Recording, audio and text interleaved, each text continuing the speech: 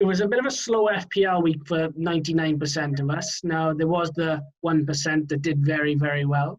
I myself, I thought I did, well, relatively okay, considering I don't try that hard. You lads obviously will be a little more disappointed, given that you are, the Jose Mourinho and Pep Guardiola. I'll let you decide amongst each other which one is which of FPL. So, Becky, start us off on FPL then, bro, because I know you're the man when it comes to that. Lead the charge. What's the news? Yeah, so obviously a recap on game week 3. I tweeted this morning mentioning how you kind of summed it up. Slow would be one word. It was a bit of a random week. Me and Reece discussed it earlier. The weekly average points total, I believe, was 43, which is one of the lowest that I have ever seen for an FPL week. And I mentioned on the Twitter page that if you look at the teams that did well, or people's sides that did well, they almost had bad players or unpopular players. I was looking at, a friend of Reese's on the pod who had the most points this week, 75, Chris Eales. You look at his Chris team, as well, by the way. Yeah, and you look at his team. I mean, Reese went, it's not that good. That team's not that good. And I mean, every once in a blue moon, you will get this week. This week will come up. You look at the players like Son, Kane, De Bruyne, Jimenez, Salah, the players that your bankers for all these points, the list goes on, and they all did nothing, really. It was the unpopular players who got the points. I promise that won't happen often. It is the Premier League. We keep saying it is game week 3, and teams and players will find their form. They will, and they will find their consistency. And maybe 5 or 6 game weeks from now, your bankers will remain your bankers. So that leads me on to sort of one kind of tip that I wanted to put out there. I don't know if Reece would agree, and that is not to panic. Don't worry, because there's going to be people now, like there always is, because there's millions that play this game, that are looking at their team, looking at the De Bruynes, looking at the maybe the Martials, looking at the Salahs, Kanes, and thinking, he's going out, he was rubbish, I'm subbing him out, I'm subbing him out.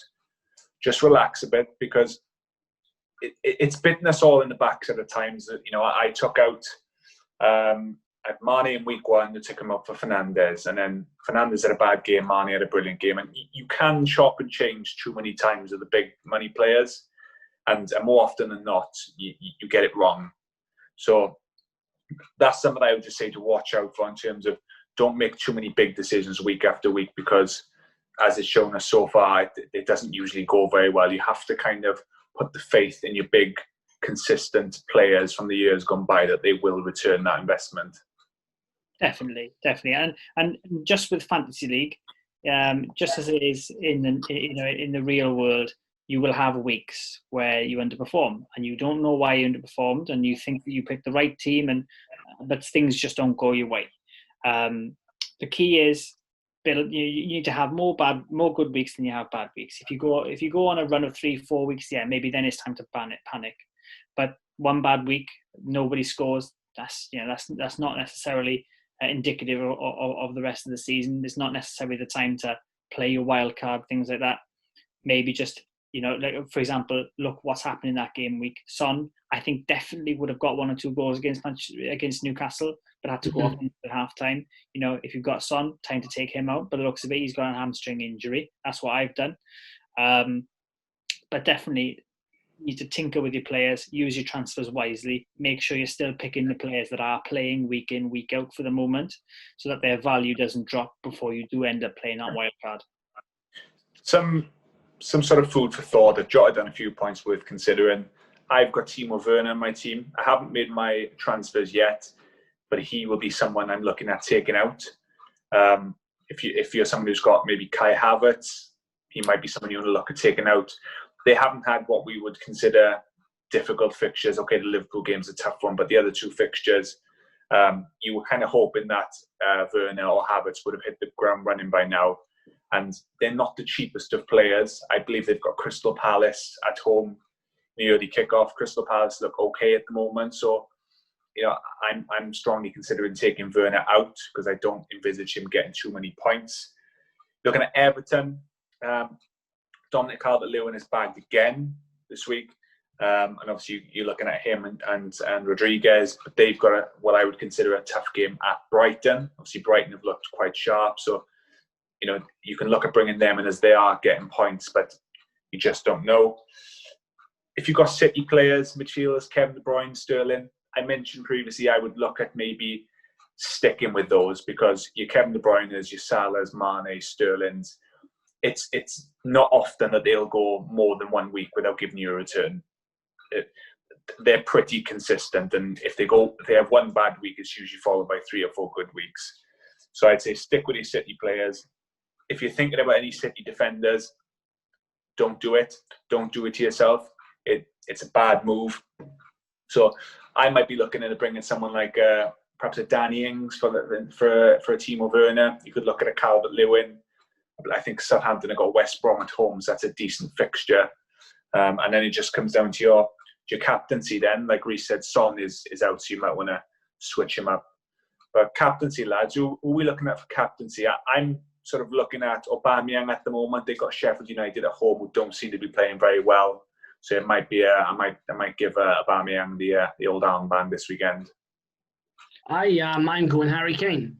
Man United Spurs this weekend. If you are looking to put any Manchester United players in, doesn't have a good record against United. You know that, don't you? Goals. Look, with the cruise liner at the back, Maguire and Lindelof, the schoolboy, I'd have Kane as a captain all day long. So yeah, I would go Harry Kane as captain.